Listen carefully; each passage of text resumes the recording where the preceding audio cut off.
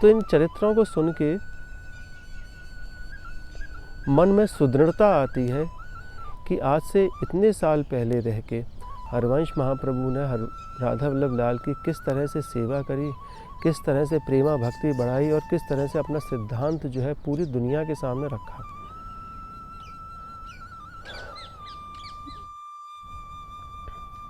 श्री श्री राधा चरण प्रधान हृदय अति सुदृढ़ उपासी, कुंज केल दंपति तहाँ की करत खवासी। हरवंश महाप्रभु की जो सिद्धांत है वो प्रिया चरण प्रधानता, कि किस तरह से जो है अभी तक पूरे जगत में यही था कि कृष्णम वंदे जगत गुरुम, जगत के गुरु जो है वो कृष्ण है। जय जय श्री राधे। तो राधा वल्लभ जी संप्रदाय के गोस्वामी जी से हम आज इस विषय में बात करने जा रहे हैं कि हरिवंश महाप्रभु जी कौन थे और वो वृंदावन में कैसे आए। तो आइए आज हम गोस्वामी जी से बात करते हैं। राधे राधे। जय श्री राधे।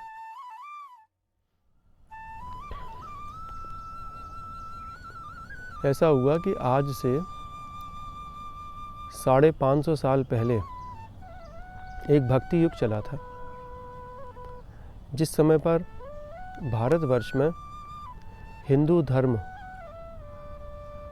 लोप हो चुका था बिल्कुल, जहाँ पर कि अलग अलग तरह के धर्म जो थे वो भारत में आ चुके थे, विदेशी धर्म जो थे वो भारत में आ चुके थे। उस समय पर जब जब जो है धर्म की हानि होती है, प्रभु के अवतार जो है यहाँ पर इस भारत भूमि में, इस धराधाम में जो है वो होते हैं। तो कई संत महापुरुष आज से 550 साल पहले जो है उनका अवतरण हुआ, जिससे कि हमारी सनातन संस्कृति, हमारा धर्म जो है वो बच सके। नानक देव जी, वल्लभाचार्य जी, चैतन्य महाप्रभु, इस तरह के सारे संतों ने जो था आज से 550 साल पहले अवतरण लिया। इसी क्रम में संवत 1530 में हरवंश महाप्रभु का प्रादुर्भाव हुआ इस ब्रजधाम में। एकमात्र ऐसे संत उस समय पर कि जिनका कि जन्म ब्रज में हुआ, और हरवंश महाप्रभु का एक नया ही सिद्धांत उन्होंने जो था बनाया। वो सिद्धांत प्रेमा भक्ति का था। प्रेमा भक्ति क्या है, किस तरह की है, वो सारी चीज़ें आज हम समझेंगे, पर उससे पहले हमें उनका स्वरूप जो है वो समझना है कि हरवंश महाप्रभु थे कौन। गौड़ ब्राह्मण जो कि ब्रज में जन्म हुआ, जिनका ब्रज में ही एक बड़ा सुंदर गांव है जिसका कि नाम बाद ग्राम है। मथुरा से जब हम आगरा जाते हैं उसके बीच में जो है वहाँ पर आता है। वहाँ पर उनका जन्म हुआ। जन्म के बाद में वो अपने निवास स्थान, अपनी माता और पिता के साथ में देवबंद ज़िले में गए। वहाँ पर जो थी श्री जी की अनुभूतियाँ, प्रभु के प्रति प्रेम उनका बढ़ता गया, और इसी क्रम में उनको जो थे राधा वल्लभ लाल मिले। राधा वल्लभ लाल को वृंदावन में लेके आए।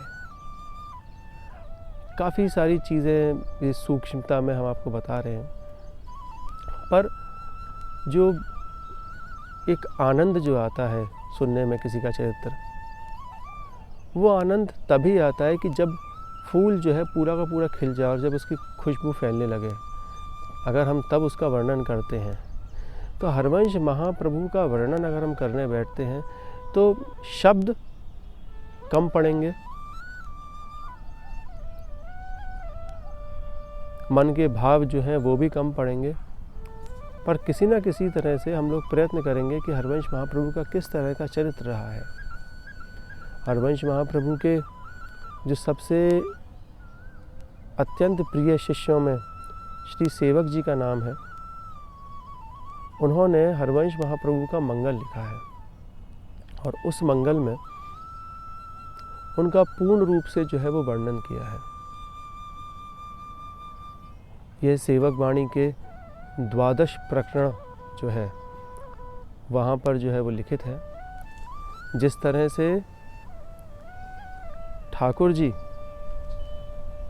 का एक वांग्मय स्वरूप जो है श्रीमद् भागवत है, इसी तरह से महाप्रभु का एक वांग्मय स्वरूप जो है वो सेवक वाणी है।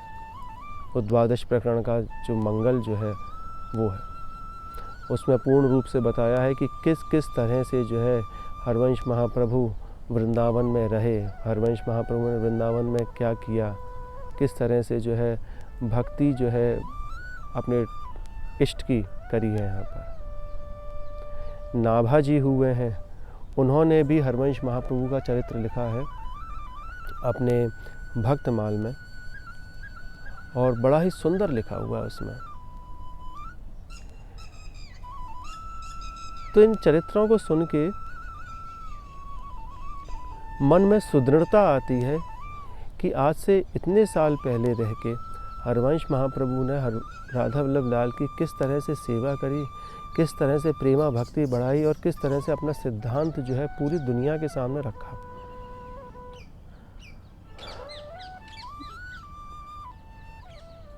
बात यही होती है कि सिद्धांत जो है अपना किस तरह से रखेंगे आप सामने पूरी दुनिया के। इसीलिए नाभा जी जो है अपने चरित्र में गान कर रहे हैं महाप्रभु का, श्री श्री राधा चरण प्रधान हृदय अति सुदृढ़ उपासी, कुंज केल दंपति तहाँ की करत खवासी। हरवंश महाप्रभु की जो सिद्धांत है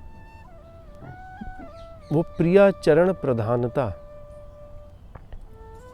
कि किस तरह से जो है अभी तक पूरे जगत में यही था कि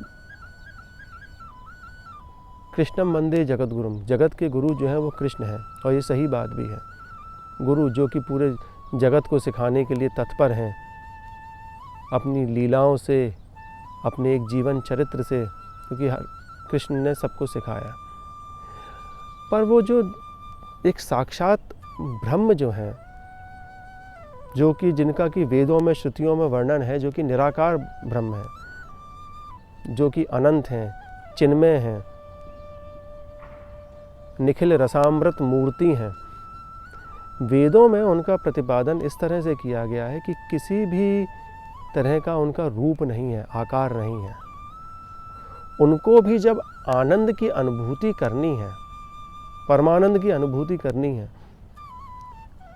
तो वो निखिल रसामृत मूर्ति जो है देह धारण करके इस ब्रज में जो है उनका अवतरण हुआ। अब अवतरण हुआ, उन्होंने अपनी लीलाओं से पूरे विश्व को ज्ञान दिया कि किस तरह से एक आदर्श जीवन जो है वो जिया जाता है। मथुरा में ठाकुर जी का अवतरण हुआ, उसके बाद में द्वारका गए, अपनी सारी बाल लीलाएं जो हैं वो यहाँ पर करी।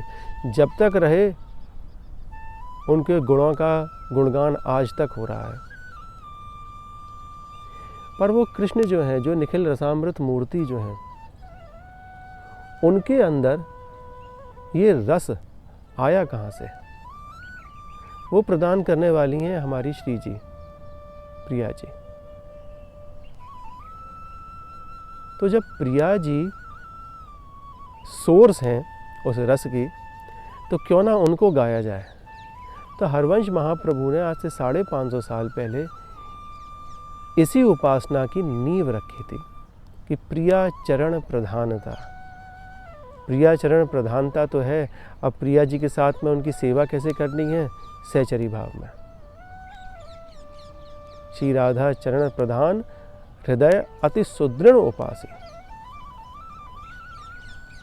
वहाँ पर अपने मन में सुदृढ़ता लेके आनी है। सुदृढ़ता कैसी? कि मेरी जो है सिर्फ प्रिया जी हैं। लाल जी से भी मेरा प्रेम है, पर मेरे अंदर जो है मन में प्रधानता किसकी है? प्रिया जी की। लाल जी की भी प्रधानता इस कारण से बढ़ी है क्योंकि वो प्रिया जी के चरणों में जो है वो आश्रय लेके जो है वो विराजमान है। ये हरवंश महाप्रभु का दी हुई पूरे जगत को एक भक्ति का रूप दिखाया, और ये भक्ति जो है वो दसदा भक्ति कहलाई गई। ना तो यहाँ पर साख्य भाव है, ना ही यहाँ पर वात्सल्यता का भाव है, ना ही यहाँ पर ये सारा भाव नहीं है। यहाँ पर ये ज़रूर है कि ये 9 भक्तियों में आप पूर्ण रूप से सुदृढ़ हो जाएंगे। ये 9 भक्ति जो है आपने सिद्ध कर ली, तब जाके जो है वो 10वां भक्ति जो है आपको मिलेगी, जिसको कि कह रहे हैं प्रेमा भक्ति। मूलतः प्रेमा भक्ति का भी एक आधार है, जिसमें कि कहेंगे तत्सुख की सखियाँ सहचरियाँ जो करेंगी वो तत्सुख भाव से करेंगे। तत्सुख भाव कि श्री जी की कोई भी सेवा कर रहे हैं और वो सेवा उनको सुख देगी, और उस सुख से जो है हम लोगों को सुख मिलेगा। ये भाव, इसको कहते हैं तत्सुख भाव।